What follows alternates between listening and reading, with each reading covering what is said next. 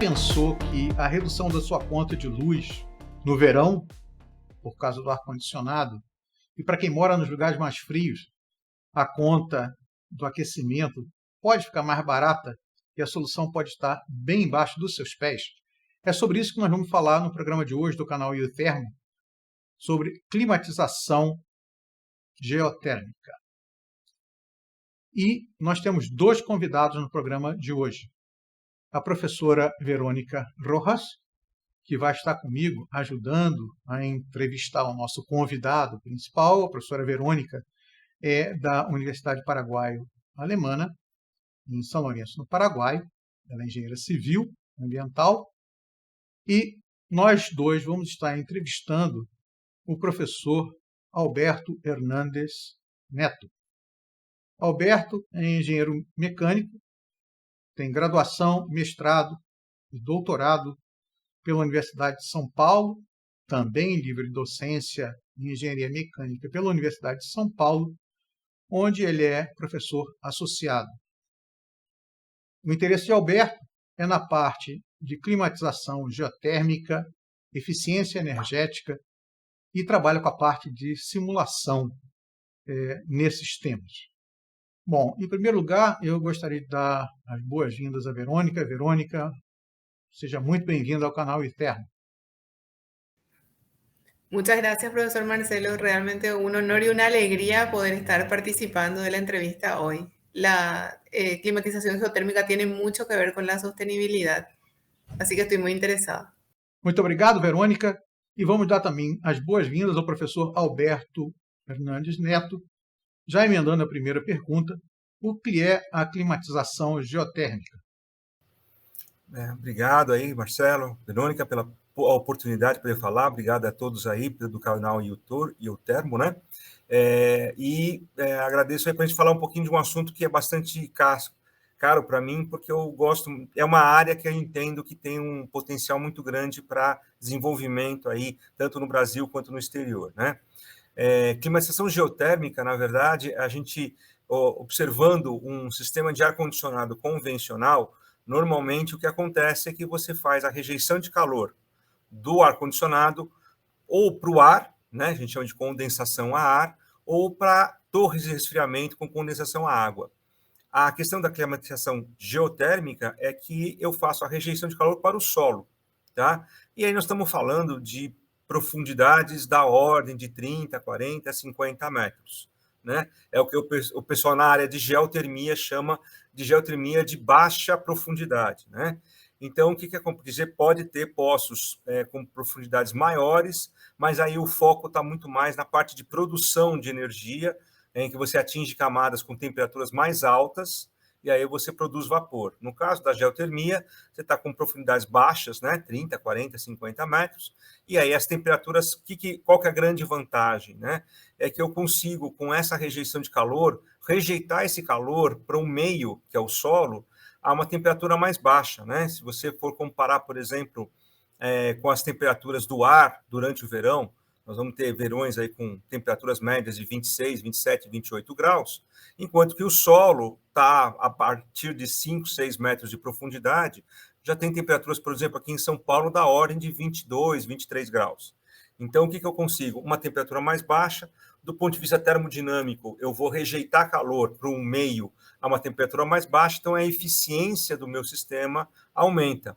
Então, aí a grande vantagem está nisso, né? De eu conseguir um sistema que tenha uma eficiência maior, né, para uma mesma capacidade. E do ponto de vista de sistema de climatização, se você olhar, por exemplo, o interior do edifício ou da casa que está sendo climatizada por geotermia, não tem diferença de equipamento. A única diferença vai aparecer no condensador, que vai ter, em vez de ter um ventilador para fazer a rejeição de calor ou uma torre de resfriamento para rejeitar o calor, vai ter um conjunto de tubos que vai ser enterrado no solo e fazer com que isso haja essa rejeição de calor. E isso já acontece em outros países, né? Na Europa, Estados Unidos, você já tem isso bastante difundido. Né? Aqui no Brasil ainda a gente está começando a pensar nessa possibilidade como uma alternativa, né? Mas ainda não temos ainda um mercado estabelecido disso, do ponto de vista de sistemas e de, como eu diria assim, de projetistas e técnicos para fazer a instalação, mas estamos chegando lá. Muchas gracias por la respuesta, profesor. Y yo sigo con la siguiente pregunta. Entendemos que estos sistemas sirven tanto para calentar ambientes en temperaturas frías como para climatizar hacia temperaturas menores en verano. ¿Y para cuál de las dos aplicaciones funciona mejor el sistema? Então, na verdade, realmente, se você for pensar em Europa e Estados Unidos, a ideia é que o sistema de geotermia ele está sempre associado ao que a gente chama de uma bomba de calor, né? Que é uma bomba de calor reversível. Ou seja, esse sistema, quando eu estou no verão, ele vai operar para resfriar o ambiente e rejeitar o calor para o solo. Quando eu vou para o inverno, ele sofre uma mudança de válvulas, ele reverte o seu processo e passa a aquecer a casa e resfriar o solo. Né? Então, ele pode trabalhar nos dois modos, para aquecimento e para resfriamento. Isso, do ponto de vista de sustentabilidade, se você for comparar hoje, né, existe aí um movimento, principalmente na Europa e também nos Estados Unidos, para migrar para o que eles chamam de eletrificação da climatização. Né?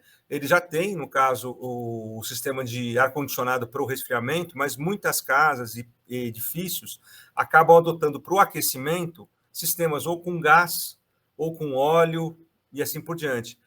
Em face das questões que nós temos tendo nos últimos tempos aí de problemas com gás, produção, fornecimento de gás e petróleo, a Europa, principalmente, está cogitando passar a ter nas residências e mesmo nos edifícios, sistemas de bomba de calor que permitem fazer essa dupla função.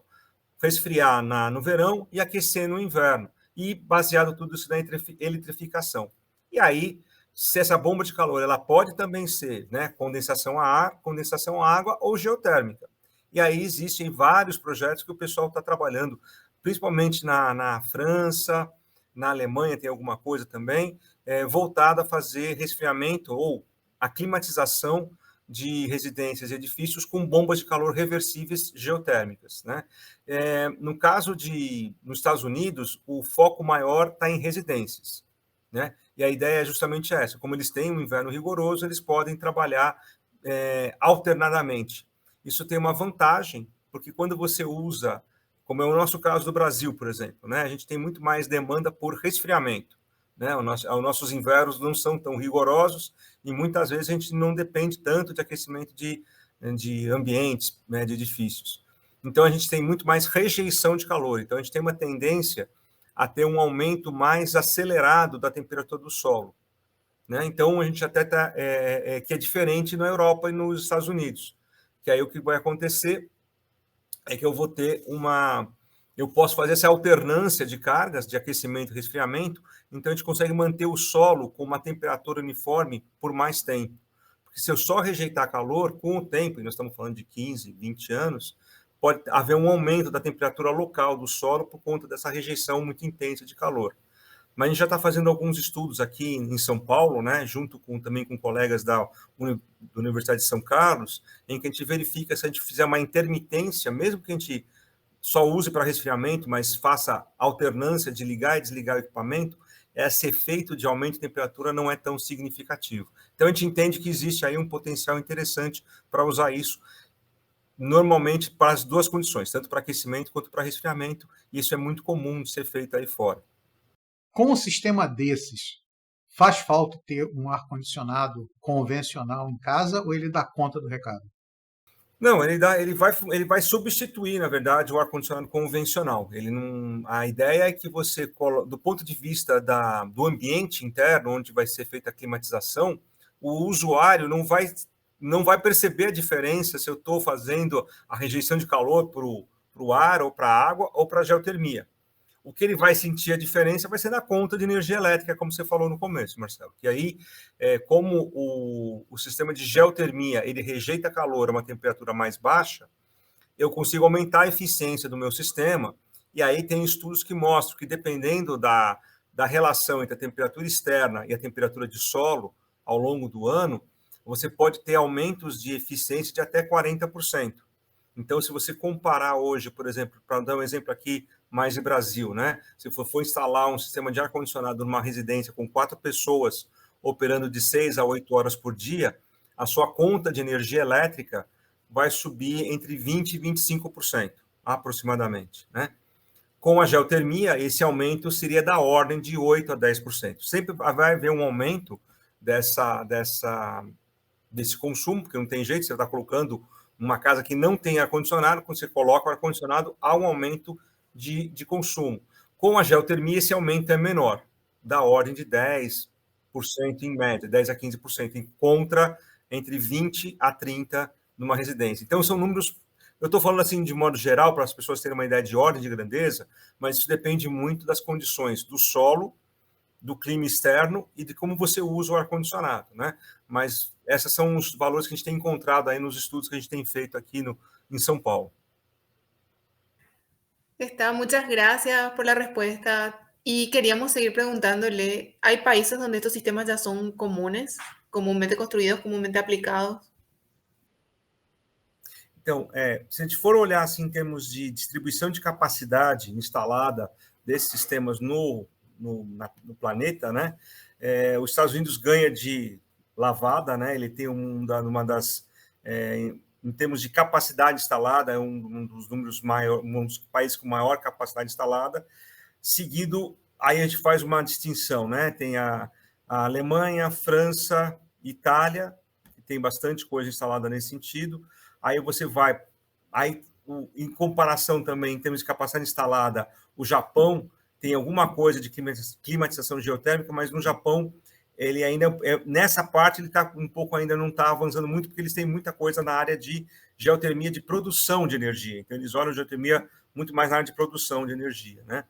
Mas está muito, assim, está comum, existe uma tecnologia já consolidada, né, na Europa, nos Estados Unidos, Japão, etc. A China também está começando a crescer vamos dizer, essa tecnologia, mas ainda mas eu acho que assim, de novo, a gente daqui no Brasil ainda tem um caminho a ser percorrido, por exemplo, né, e na América do Sul de uma maneira geral, porque a gente não tem, né, praticamente são pouquíssimas instalações que a gente vê nesses países, por conta ainda a gente não ter uma difusão muito grande dessa tecnologia no Brasil. E a gente espera que com as pesquisas que a gente está fazendo aqui hoje na universidade, isso comece a ficar um pouco mais difundido e, consequentemente, mais aplicado aí no mercado brasileiro. Alberto, quais são os elementos característicos de um sistema como esse? São compressores, bombas de calor, trocadores de calor. O que caracteriza esses sistemas em termos de equipamento? Exato. Então, no caso do sistema de bomba de calor geotérmica, no fundo você tem basicamente 4 componentes. Você tem a evaporadora, que vai estar instalada no ambiente climatizado, que vai ser climatizado, seja para aquecimento, seja para resfriamento. Eu tenho a condensadora, que normalmente fica externo a um ambiente da casa ou do edifício, onde eu tenho ali tanto o condensador quanto o compressor e toda a parte de controle do sistema. E aí, se você for olhar do ponto de vista de sistemas de refrigeração ou climatização convencional, são semelhantes.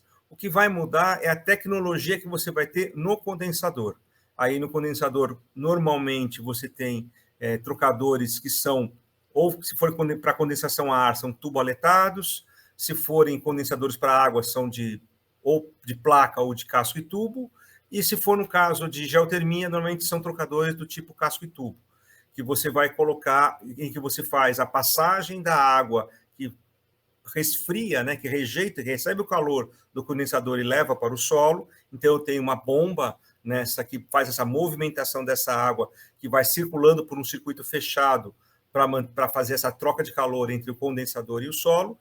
E o restante do equipamento, o compressor e todas as outras componentes, são componentes tradicionais de um sistema de climatização aí para residências ou para edifícios. Então, há uma grande diferença entre eles, entre a climatização com geotermia convencional, é que eu tenho que incluir bombas específicas e um trocador para permitir isso. E, é claro, tem toda a parte de tubulação que vai ser enterrada no solo, né? Então, se você for olhar aí, pensando, já adiantando um pouquinho, normalmente, se você está olhando em residências, a geotermia a gente chama de horizontal.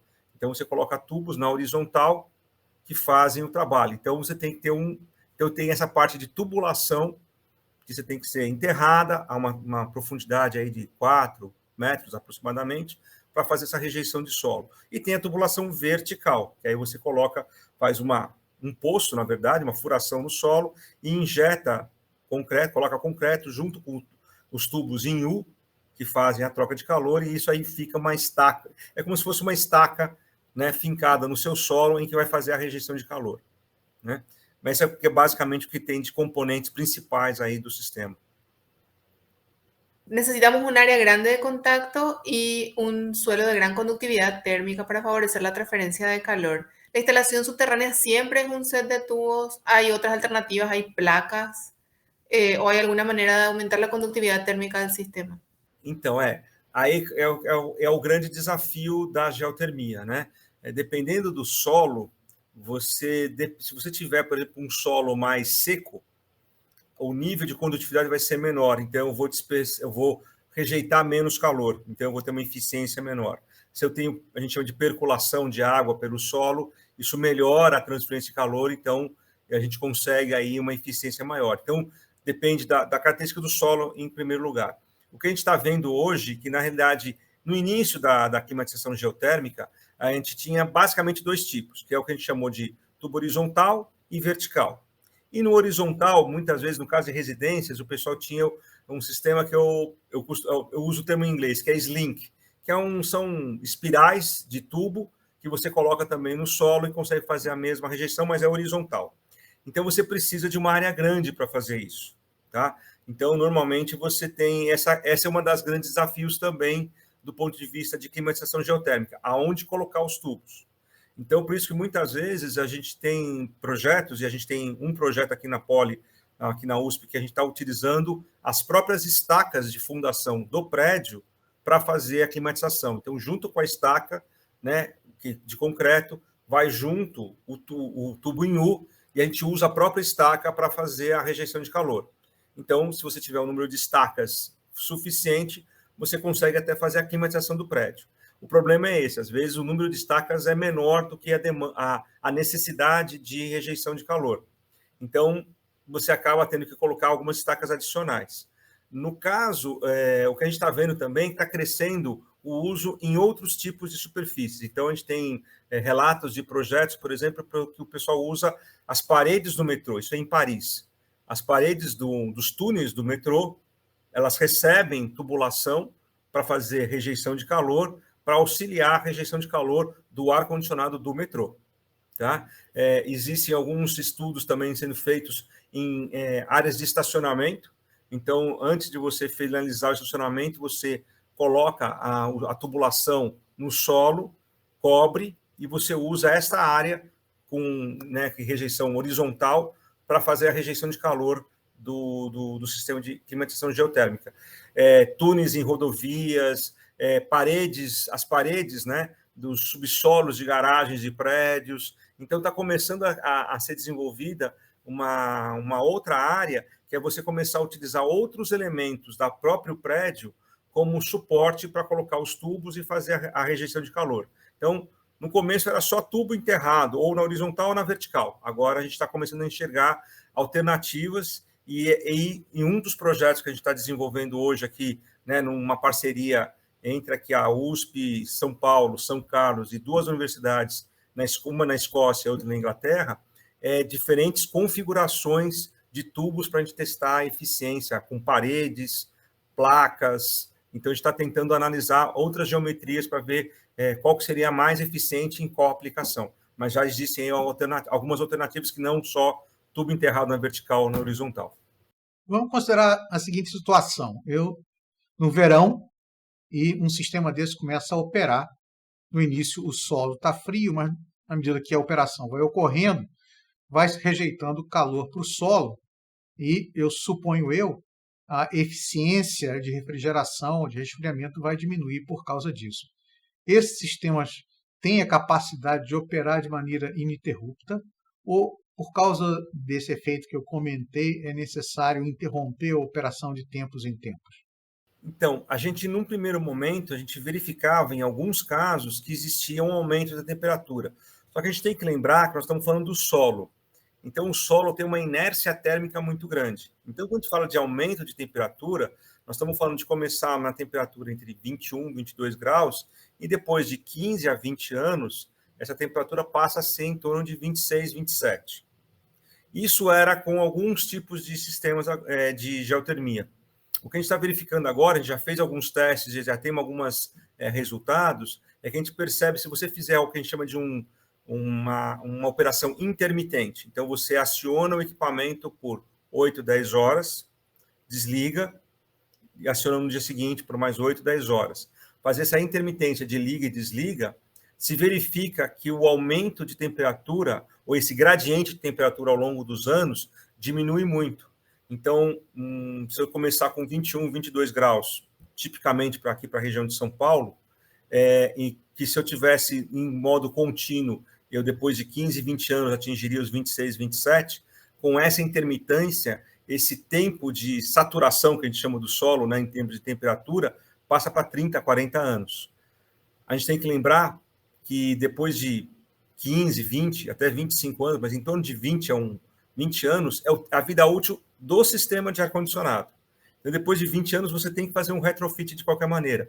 Então, do ponto de vista de sistema, a geotermia permitiria você até fazer 2 retrofits de sistemas antes de fazer ter o solo saturado.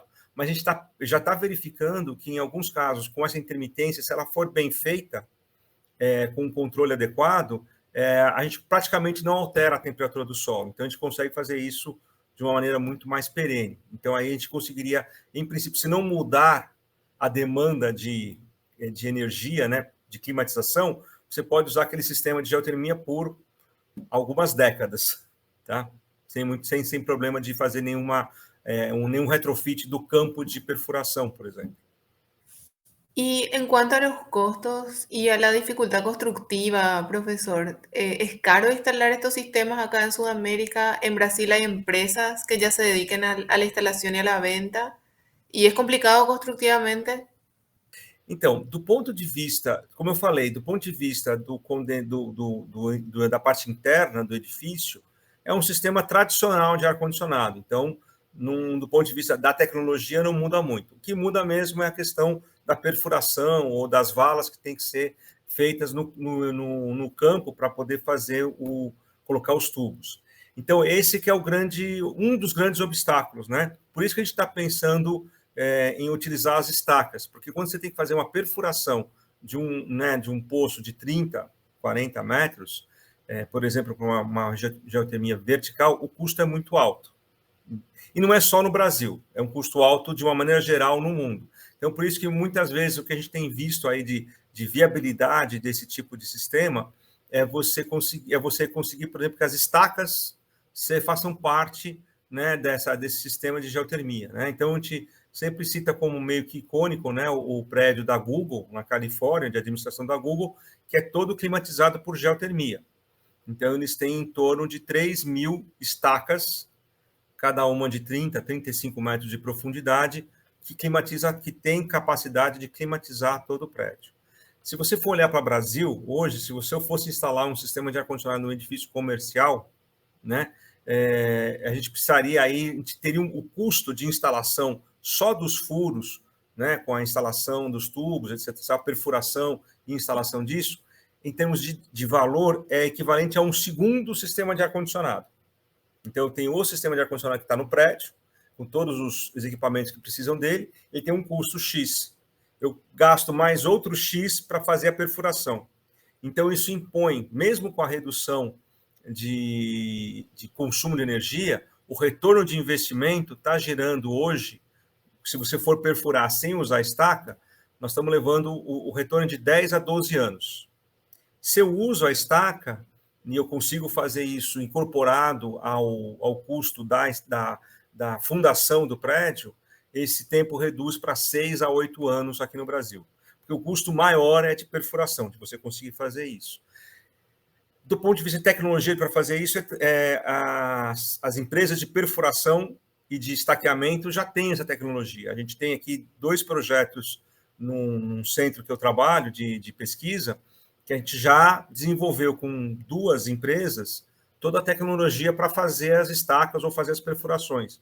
E não é muito diferente do que se faz hoje, tá? O único cuidado é que quando você vai fazer a estaca, você tem que lembrar de levar junto os tubos. Então tem um cuidado, não é com a mesma velocidade que você faz uma estaca normal, mas você consegue fazer. A tecnologia não é assim tão diferente, é só um cuidado adicional que você tem que ter para que quando você for colocando, né, o tubo em U que vai descer pela estaca, né, ou pela perfuração, tem que ter um cuidado na hora para não ter algum problema de emperrar ou de, né, ser danificado. Fora isso, é você fazer uma estaca, uma perfuração normal, sem muito susto. Mas é um pouco assim, a gente teve muita dificuldade quando a gente foi fazer esse projeto aqui na USP. Poucas empresas quiseram se aventurar porque eles nunca tinham feito nada. Mas a gente conseguiu convencer, depois de muita conversa, que o que eles fazem já resolve, é só ter um cuidado adicional. Mas é difícil, o pessoal tem um pouco de receio, porque é muita novidade. Então, tem uma certa resistência do ponto de vista das empresas, apesar que, do ponto de vista técnico, não tem muita diferença. Mas fica caro. A gente tem valores aí que a gente pode estimar, dependendo do solo, e aí vem essa outra questão. O custo vai ser tão mais alto quanto pior for o solo. Se eu tiver muita pedra, se for um solo com uma textura muito rígida, muito dura, é mais difícil furar, custa mais caro. Mas assim, a gente entende que hoje, se a gente conseguir trabalhar com essa solução de associar a estaca, né? Então tem uma segunda função, a estaca não é só a fundação, mas também é uma rejeição de calor, a gente pode reduzir o retorno de investimento desse tipo de sistema para 6 a 8 anos, que aí já começa a ficar um pouco mais viável para o setor de construção civil, né? Alberto, será que você poderia nos contar sobre o grupo de pesquisa da USP que é dedicado a esse assunto e do qual você faz parte? Perfeito, um prazer. Marcelo, assim, eu trabalho junto com uma outra colega de São Carlos, a professora Cristina de Surra, né, da Engenharia de Geotecnia de São Carlos, dentro de nós somos o grupo que desenvolve essa parte de geotermia dentro do Centro de Inovação de Construção Sustentável, que é um centro que foi desenvolvido aqui dentro da USP para justamente desenvolver tecnologias para a área de construção, né? A gente já tem alguns trabalhos desenvolvidos, já tivemos 2 teses de mestrado e uma de doutorado, 3 iniciações científicas, e agora nós estamos começando um projeto, como eu falei para vocês no início, de 3 anos e meio, junto com a Universidade de Dundee, na Escócia, e a Universidade de Leeds, na Inglaterra, com a USP, a Poli-USP aqui em São Paulo, e a Engenharia Civil de São Carlos, com a professora Cristina, para desenvolver essas novas configurações, diferentes configurações de sistemas geotérmicos, né, para climatização, e a gente vai, dentro desse projeto, fazer comparações entre o sistema de climatização geotérmica, né, que a gente está propondo, e um sistema de climatização convencional, né? A gente vai ter uma sala em que a gente vai poder comparar, né, um ambiente climatizado com condições controladas para comparar isso. E a ideia é justamente tanto evoluir do ponto de vista de entender o efeito e a eficiência dessas diferentes configurações. A gente também vai fazer um trabalho do ponto de vista de análise de solo, né? Então a gente vai fazer testes também fora aqui da região de vai ficar tudo em São Carlos, mas a gente vai ter em São Carlos, em São Paulo. Então a gente vai testar diferentes solos, e a ideia também com isso é desenvolver modelos, vamos assim, mais acadêmicos da avaliação da geotermia, mas também existe uma linha de trabalho para desenvolver modelos para projeto de sistemas de climatização geotérmica, porque a gente também entende que esse projeto tem que dar algum subsídio para o profissional da engenharia, da arquitetura, que vai atuar nesse tipo de aplicação, alguma ferramenta que permita a ele fazer o dimensionamento e a seleção desses sistemas. Já existem algumas dessas ferramentas disponíveis aí no mercado, mas a gente vai fazer vai propor alguma coisa um pouco diferente e voltada para as nossas condições climáticas e de solo no Brasil. ¿Tiene idea si esto ya está alineado con los criterios de construcción sostenible, con las certificaciones internacionales? Então, na verdade, a gente tem, no ponto de vista aqui do Centro de Inovação de Construção Sustentável, o CICS, né, que a gente trabalha, Quem coordena o centro é o professor Vanderlei John, que a área de atuação dele é na área de materiais de construção, e particular concreto. Ele, o professor Rafael, o professor Sérgio, e eles têm desenvolvido uma série de formulações para reduzir a emissão de carbono do concreto utilizado na construção civil. Então, hoje, tem uma preocupação muito grande, não só do ponto de vista de você fazer um material que vai ter uma pegada de carbono embutida menor, então você está olhando mais a construção, e a questão da geotermia está entrando para a gente tentar diminuir a emissão de carbono na operação.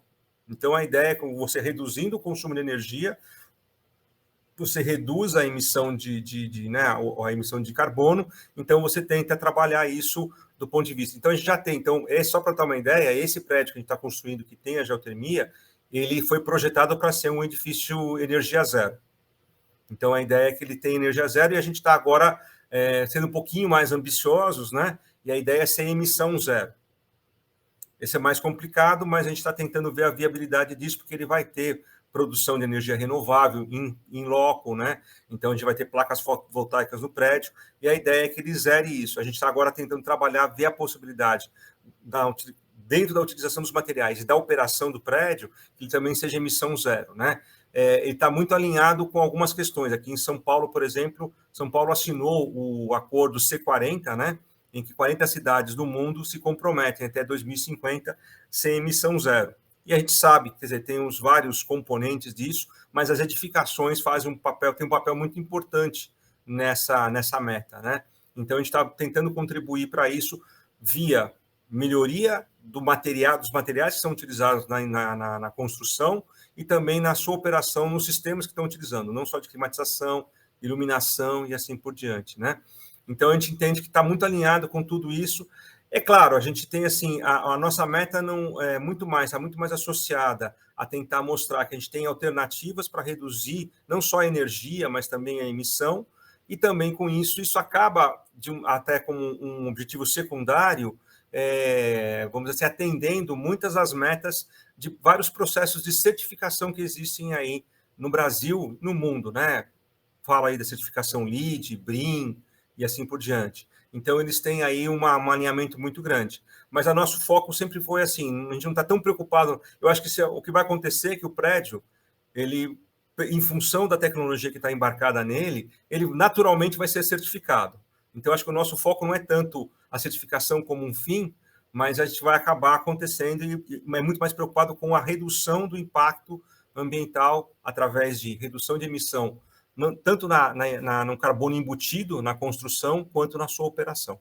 Roberto, gostaria de convidá-lo a dirigir suas palavras finais e a despedida ao público do nosso canal. Perfeito. Bom, primeiro foi um grande prazer conhecer o Marcelo, a Verônica e conhecer esse canal que eu não tinha ainda conhecimento. Foi muito interessante ouvir algumas das entrevistas que vocês fizeram ao longo do tempo aí. Eu quero deixar aí o meu agradecimento e o meu reconhecimento do trabalho importante que vocês estão fazendo de divulgação. Então, para mim, é um grande prazer poder colaborar com a divulgação da ciência, tecnologia, para a melhoria aí das nossas condições aí ambientais, como sociedade, como seres humanos. Então, para mim, foi um grande prazer conhecer vocês e conhecer o canal e poder contribuir um pouquinho para disseminar esse conhecimento aí com os seus assinantes, tá certo? Foi um prazer, muito obrigado aí. E contem comigo em outras oportunidades, com certeza, para poder ajudar e contribuir com um pouquinho que a gente conhece da área. Muitíssimo obrigado, Alberto, pela sua participação, pelas suas palavras muito encorajadoras. Eu gostaria também de agradecer a minha amiga, minha colega, a professora Verônica, por ter participado dessa entrevista com tanta contribuição interessante. E, finalmente, gostaria de agradecer a você, espectador do canal, que esteve conosco nessa entrevista. Fique ligado nas próximas entrevistas, nos próximos vídeos do canal. Até logo, até a próxima.